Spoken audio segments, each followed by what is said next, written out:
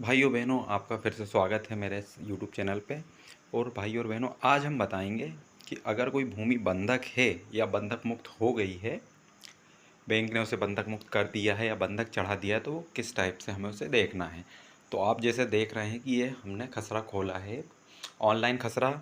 आप कैसे देख सकते हैं, इसके लिए आप हमारा प्रीवियस वीडियो देख सकते हैं। वहाँ हमने बताया है कि खसरा कैसे खोल के देखते हैं। मतलब किसी ज़मीन की आपको जानकारी चाहिए तो आप कैसे उसको फाइंड करेंगे, तो वो आप इजीली देख सकते हैं। उसकी लिंक मैं डिस्क्रिप्शन में दे दूँगा, तो आप वहाँ से खसरा निकालना देख सकते हैं। अब यहाँ पे एक हमारे पास जो खसरा है, तो आप ये देखेंगे कि इस खसरे में हमें कहाँ चेक करना है कि हमारी भूमि बंधक है नहीं है। या हम कोई ज़मीन खरीद रहे हैं तो हमें बंधक देखना बहुत ज़रूरी है कि ज़मीन अगर हमारी बंधक है तो हमें वो ज़मीन बंधक मुक्त हो जाए, उसके बाद ही हमें परचेस करनी है।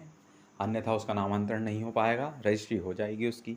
तो आप देख रहे हैं कि जैसे जो खसरे होते हैं उसमें 12 कॉलम होते हैं। जैसे आप ये देखेंगे, ये एक नंबर से एक ऊपर तरफ से आप देखो तो 1 2 3 4 इस टाइप से ये 12 कॉलम होते हैं।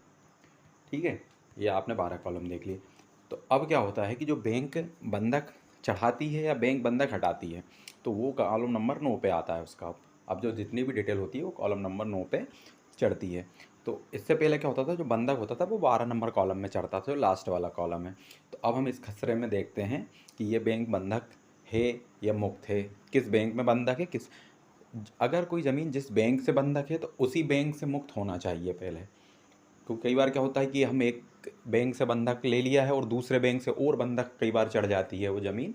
उसके बाद हम मुक्त कराते हैं तो एक से कराते हैं, दूसरे से हम नहीं करा पाते हैं, या वो बैंक कई बार हमें एनओसी दे देती है लेकिन खसरे में नहीं हटाती है। तो जो बंधक होता है वो खसरे से हटना बहुत ज़रूरी है।